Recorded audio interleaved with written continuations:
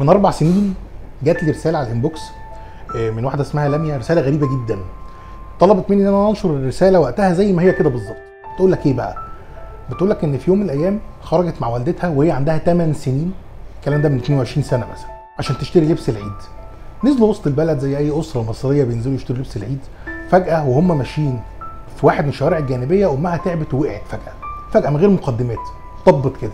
بنت صغيره مش عارفه تتصرف، ما عرفتش تصرخ، ما عرفتش تعيط، ما عرفتش تعمل اي حاجه. بتقول فضلت واقفه متنحه ومسهمه كاني مستنيه ربنا يبعت نجده من السماء. سبحان الله، فجاه يظهر راجل ومراته ومعاهم اكياس شايلينها، كانوا بيشتروا حاجات هم كمان، ومعاهم طفل صغير اصغر من لميا بحاجه بسيطه. يشوفوا المنظر يجروا على الام، ايه مالك في ايه ست ما بتنطقش. الراجل يحاول يفوقها ما بتفوقش، راح شايل الراجل، شال ام لميا وطلع قال لمراته خليكي مع البنت دي، وطلع اختفى بالست. لميا بتقول فضلت واقفه محتاره، طب دول راحوا فين؟ مش عارفه اتكلم خالص، مش فاكره غير ان الست كانت بتطبطب عليا وبتحاول تهديني. بعدها بساعه ظهر الراجل من غير امها بيطبطب عليها، بيقول لها اطمني ماما جالها غيبوبه سكر وحجزوها في المستشفى وشويه وهتبقى كويسه. موقف غريب، موقف البنت ما عدتش بيه قبل كده. شويه تاني الراجل راح بص لمراته وابنه، روحوا انتوا انا هفضل معاها. لموا الكياس بتاعتهم وخلاص مروحين الست وابنها. فالراجل راح خد منهم كيس من الكياس وفضل موجود مع لميا لمده ساعتين، عمال يدردش معاها ويحاول يفرحها ويضحكها وبتاع. جاب لها ايس كريم، طلع لها لعبه من الكيس دي كان جايبها لابنه، وقعد يلعب معاها ويهزر معاها. خلصوا الساعتين راح واخد البنت وطلع بيها على المستشفى علشان تشوف امها. بتقول دخلت على امي في المستشفى بعد ما فاقت والراجل معايا، كنت فرحانه وبضحك كاني جايه من رحله، مش جايه من كارثه ومصيبه او جايه قلقانه على امي.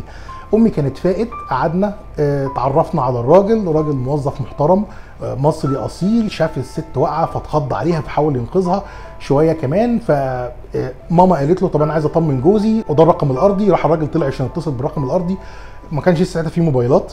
اتصل بالرقم الارضي ما حدش رد، فقالت يبقى لسه اكيد ما رجعش من الشغل. طيب ممكن حضرتك تكلمه لنا على الشغل، على رقم الشغل؟ قال لها لا بلاش نكلمه ولا بتاع عشان ما نقلقهوش، تعالي حضرتك اوصلك لغايه البيت انت وبنتك. قلنا له لا وبتاع مش هينفع، لا صمم. راح موصلهم لحد البيت واطمن عليهم وخلص الموقف لحد كده.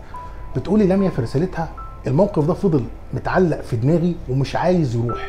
خلص الموقف بس اثره ما خلصش، كل كام شهر افتكر الموقف ده وافتكر الراجل ده وافتكر ابنهم وافتكر الست.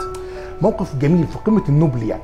تعدي السنين، تمر السنين، تدخل لميا مؤنس كليه طب، تتخرج من كليه طب، تقضي نبطشيه في يوم من الايام هي واحده زميلتها في النبطشيه في المستشفى، يطولوا في المستشفى، يخرجوا يروحوا عشان يتعشوا في مول في مدينه نصر. وهم موجودين في المول يلاقوا زحمه وناس ملمومه وكده. بتقول لي ان هي كعادتها ما بتحبش تدخل في اي حاجه فيها لمه وبتاع، خناقه او بتاع، انا ماليش دعوه، بس حاجه لا اراديه شدتها ان هي تخش تشوف ايه ده، الناس ملمومه على ايه. دخلت لقيت ناس ملمومين ايه، لقيت الراجل اللي كان من زمان ده اللي جه انقذ والدتها، بس كان كبر، فات 22 سنه على الحكايه، ومعاه جنبه مراته واقعه ومغمى عليها.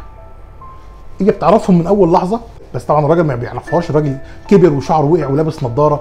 جريت عليه قالت للناس ابعدوا احنا دكاتره، هي وزميلتها حاولوا يفوقوا الست، فعلا فوقوها. وبعد ما اطمنوا عليها فكرت الراجل بيها، قالت له من 22 سنه انت انقذت امي لما وقعت في طلعه حرب في وسط البلد. كان ناسي. قعدت افكره اكتر، افتكر. قال لها يا بنتي هو انت لسه فاكره؟ قالت له ما ينفعش انسى. قال لها دول كانوا ايه يعني شويه وقت يعني، انا وقفت معاكي كام دقيقه كده. قالت له لا دول كانوا 3 ساعات. قال لها انت فاكره ده انت فاكره بالتوقيت؟ قالت له فاكره جدا، ولا ربنا ينفع ينسى. قالت له جبرك لخاطري وقتها ووقفتك جنبي انت ومراتك مهما عدى عليها الزمن ما ينفعش خالص انساها. في كل زمن وفي كل وقت الخير دايره والشر دايره، زي ما هتعمل النهارده زي ما هيتعمل معاك بكره. هتعمل النهارده كويس هيترد لك بكره كويس، هتعمل النهارده وحش هيترد لك بكره وحش. زي ما عايز تشوف اعمل، وزي ما عايز يتعمل معاك اعمل. جبر الخواطر بيلف يلف يلف ويرجع في الاخر لصاحبه. من سار بين الناس جابرا للخواطر ادركه الله في جوف المخاطر.